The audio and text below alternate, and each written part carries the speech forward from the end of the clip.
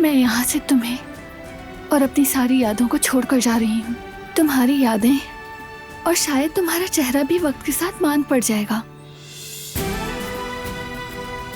मगर तुम्हारी मोहब्बत मेरे दिल में रहेगी। पकड़ लिया।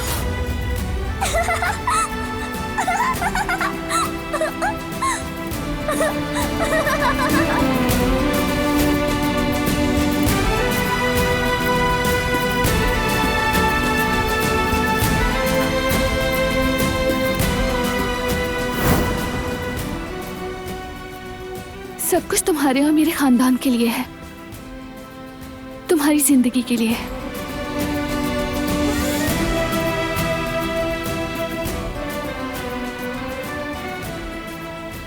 शायद एक दिन हम सभी यहाँ से जान छुड़ा लेंगे।